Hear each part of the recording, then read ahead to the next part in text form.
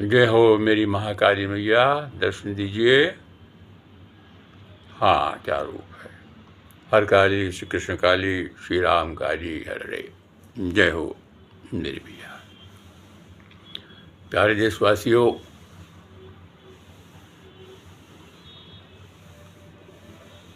तब तक जीवन है मैं जन कल्याण में लगा हूँ, करूँगा, आखिरी सांस तक करूँगा। चाहे कितने कष्ट आएं, सब सहूँगा।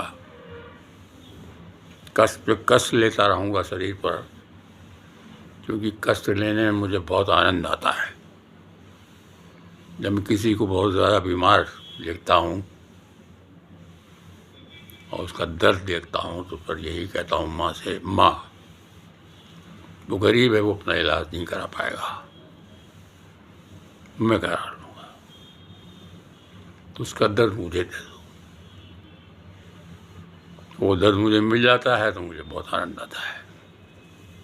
अगर किसी का दर्द मुझे मिले और उसका दर्द चला जाए तो मुझे क्या चाहिए इसके अलावा। तो बहुत बड़ी बात है कि मुझे सब कुछ मिल गया। और दूसरी बात मैं आप सबसे बताना चाहता हूँ, हम सबके अंदर एक बहुत गंदी आदत होती है, घृणा करने की। ये बहुत गंदी आदत है। आज घृणा की आवश्यकता नहीं है, आवश्यकता है प्रेम की। इसको समझना पड़ेगा और मैं कोशिश करूँगा समझाने की। जो कुछ मैं पढ़ता लिखता हूँ, अध्ययन करता हूँ, तो कुछ पॉइंट्स में नोट कर लेता हूँ जो मैं समय समय पर आप सबको बताता रहता हूँ। घृणा नहीं है इसकी ज़रूरत, प्रेम कीजिए। हम जिस वस्तु अथवा गुण से घृणा करते हैं उसकी मूल बुराइयां हमारे खुद ही के भीतर में रहती हैं, ना रहती हैं। हमारी घृणा की मनोवृत्ति इन बुराइयों का एक आरोपण मात्र होती है। इस प्रकार अपनी बुराइयों का दूसरों पर आरोपण करके हम स्वयं अपने आप में इनकी उपस्थिति की आत्म स्वीकृति से बचना चाहते हैं। हमारा चेतन मन बड़ा स्वाभिमानी है, वो किसी भी कमजोरी को जल्दी स्वीकार नहीं करना चाहता। इसी आत्म स्वीकृति की वंचना से मुक्ति पाने के लिए वो अपनी बुराइयों का घृणा की भावना के रूप में दूसरों में आरोपण कर देता है।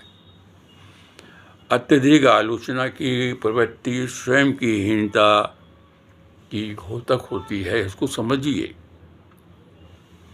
घृणा की मनोवृत्ति किसी विशेष विचार को हमारे मस्तिष्क में बैठा देती है।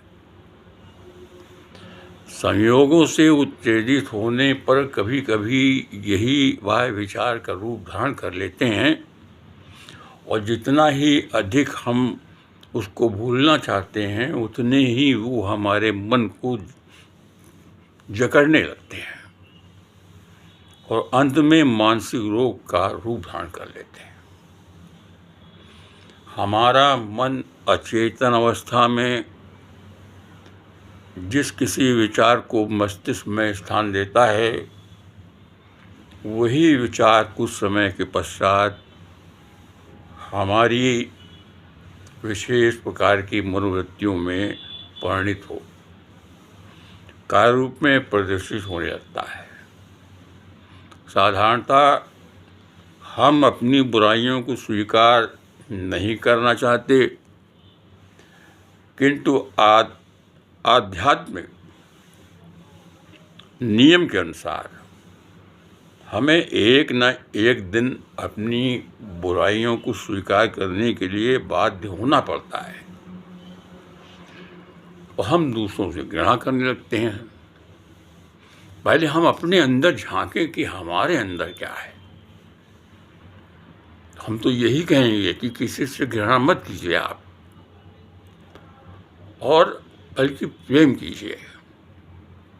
और घृणा की बात के साथ साथ किसी को बुरा भी मत कहिए आप, क्योंकि कहा भी गया है, जो इस दोहे में पूरा बिल्कुल साफ बता दिया गया है, हाँ भैया, कि बुरा जो देखन मैं चला, बुरा जो देखन मैं चला, बुरा न मिला कोई, और जो दिल देखा अपना, मुझसे बुरा न कोई। घृणा मत कीजिए, प्रेम कीजिए।